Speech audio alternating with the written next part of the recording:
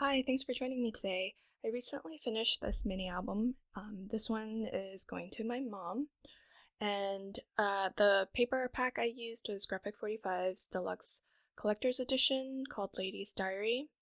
The album is 10 by 8.5, but the pages inside are actually half an inch smaller in both directions. That way it fits really well in the book, and there's no chance of anything poking out. All the pages are hand cut, and for the cover, it's just really simple and flat because my mom does like to stack things on top of each other. But on the spine, I put these chipboard elements, which do come in the pack, and I was going for that wallpaper look, and these little tags kind of look like portraits hanging on a wall.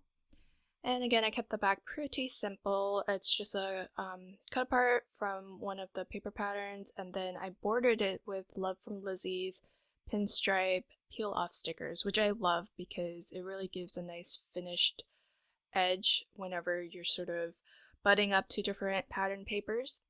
So I use that throughout the book actually. So diving in, the inside front cover, I have this custom-made envelope which I made using my scoreboard and the envelope template that came with it. And I made the envelope out of black cardstock, but then I just cut pattern paper for just the parts that would be visible. And here I actually was able to use a lot of the scraps. So it does fit a 4x6 photo, probably a few, because there's a little room to spare there. And then on the bottom, I have a pocket. It's accordioned on the sides, and then there's a 1/4-inch gusset at the bottom.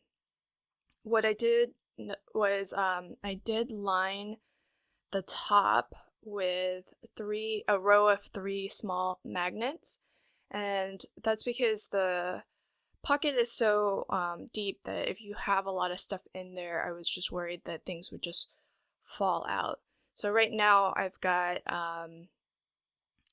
photo mats that I made for my mom so that she can fill the album. And so it's pretty stuffed in there, but you can see nothing's coming out.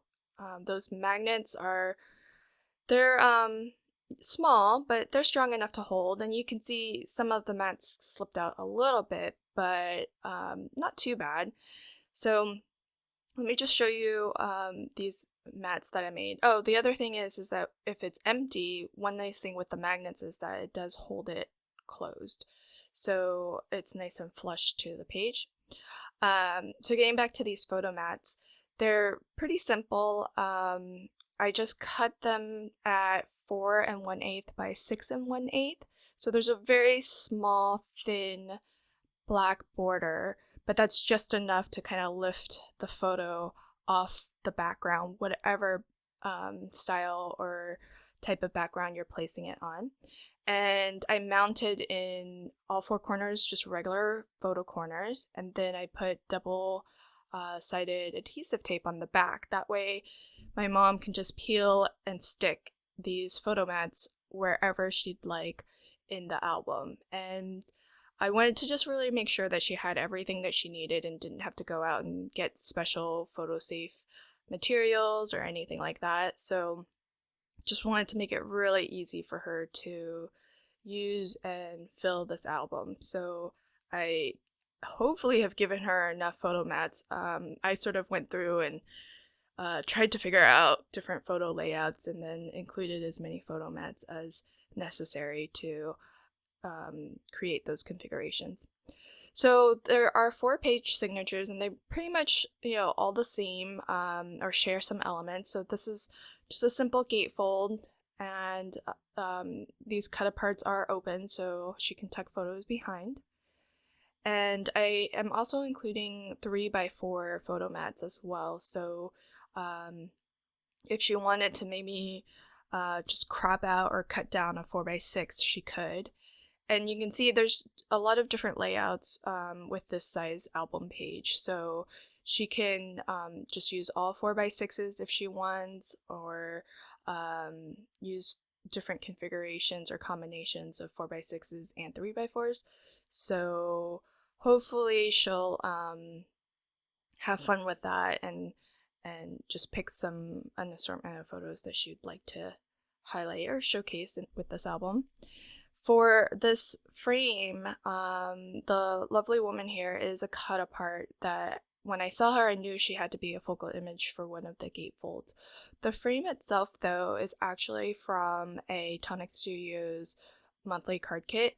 They opened their vault recently, and when they did, I picked up a couple of their card kits because typically they sell out, and even if they don't sell out, they're not always available for sale even after the subscription sign-up period ends. So I took it as an opportunity to buy up a few, and each of these pages is a pocket page, so I just created a very simple photo mat with a pinstripe sticker from Love from Lizzie's again, just to clean up that edge. But yeah, I really love how this gatefold turned out, and that oval frame was from their, I think, card kit 22 oval frames. So on the back of page 1, there's this swing tab, which is held in with a brad, and this flips up and it can hold a 3x4 photo, so she can either mount it directly or actually tuck it behind that bottom decorative strip, and she can hide a little 3x4 photo under there too. At the bottom here is one of the chipboard elements of a clock, and you can just pull that open, and this is sort of an alternating waterfall. So I actually mounted photo corners directly on these pages, so it would be easy for her to mount photos there. And this last open space, she could also include a photo mat that I provided to her. And so those flip back. And then again on this gatefold is another cut apart from one of the beautiful patterns in this paper pack. And really simple layout, just lots of space to put photos. Now this spread I designed specifically because this was the pattern paper that reminded me most of my mom, and pretty much the reason why I selected this paper pack for my mom. She used to sew for a wedding dress designer, and these illustrations of these women in all these different style dresses really reminds me of those dress patterns like from McCall's and Simplicity, and even sort of the antique look kind of looks like what her old patterns look like now. And with this particular pattern, everywhere you look there's something different, and so I really wanted to kind of preserve as much of it as possible so that she could see all of this awesome detail. And if she's anything like me, she may feel like she doesn't want to actually adhere a photo mat on top of it, but it's still a photo album, so I wanted her to be able to use it that way. So I made her these special photo mats that are actually magnetized. That way she can put the photo on the page, but if she wants to show off this book, it can initially have the photo there, and then she can lift it off. So there's actually 3 magnets on each page, so both the left and the right are the same, and there's only 1 magnet on each mat, so she can choose where she wants to position the photos. And again, I've included both 4x6 and 3x4s, so she can actually kind of do like a 2 photo layout if she'd like, 4x6 and a 3x4, or 2 3x4s. So I just covered the mat with just like I just punched a 1-inch circle from some paper. That way she kind of knows these are the special ones that have magnets. It's also why I included pockets in this layout, so that these photo mats in particular were separate from all the rest that were being included. But this gives her the freedom of being able to put a photo layout together, but if she wanted to enjoy the paper herself or show this album and show off the paper to her friends, she could still have the option to do that. So hopefully I may have to explain that to her, but hopefully it's obvious. I did already give this to her, and she does love it. And I started to tell her, oh, the reason why I chose this for you, and she completed my sentence and immediately made the connection to those sewing patterns. So I was really happy for that. This gatefold, again, really simple. I like to kind of have repeating structures just so that it's really easy for my mom to use, and every page isn't like something new, a new puzzle that she has to figure out how it all works. So here it's just more about like enjoying the different patterns and papers and the activity of sort of curating the photos that she wants to showcase in this album. So this is another of the same pocket pages with the magnets, and this is the back of the fourth and final page signature. The central image here is a clock that actually came from Graphic 45's square tag and clock die set.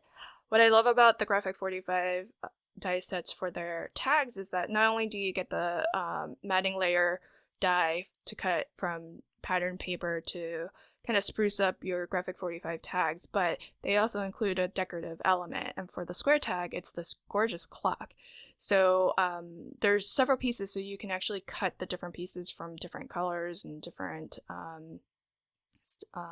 pattern papers if you want. Like I cut the center circle from a pattern paper out of this collection to make sure that it all kind of went nicely.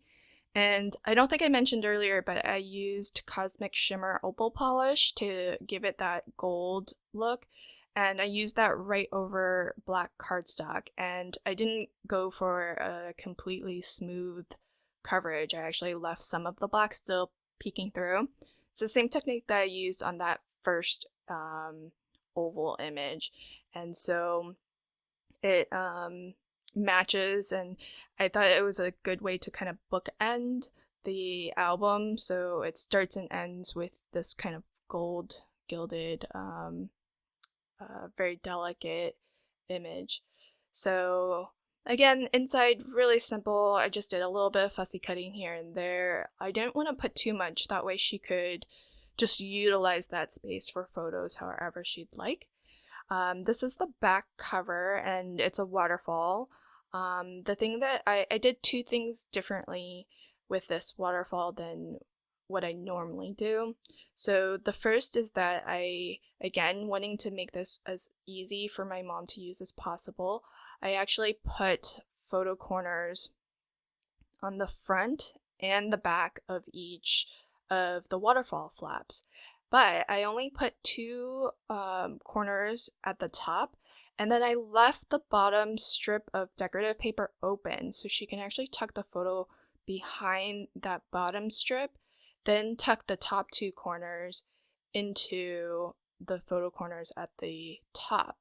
And that way everything is held in place, but it kind of gives you just a different look because the decorative paper at the bottom is goes from edge to edge, and that's what's securing the bottom. So you only see two photo corners at the top. So there's, and this waterfall I think can hold 9 photos, because there's you can fit a photo the very backmost.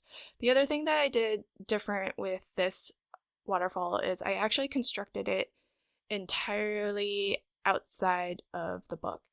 I wasn't 100% sure where I wanted to put it, and it was either going to go on page 4, and then this back cover would essentially mirror the front cover with the deep pocket, but I wasn't sure how heavy of a element this waterfall would be, and so I figured I'll just make it outside the book and then gauge for myself, how heavy, how big it can be, and then determine whether it should be on one of the page signatures or if it needs to be on the back cover. For my covers, back and front, I used heavyweight chipboard, and so ultimately I decided to put it on the back cover because of that heavyweight chipboard can kind of hold the waterfall, and it'll be, I think, a little bit more sturdy and secure. But all you need to do is, instead of adhering your waterfall flaps directly onto the page, you can just adhere it onto another piece of cardstock. So I just use a piece of black cardstock that's cut to the same width. And then you have this completed unit that you can then decide where you want to place it.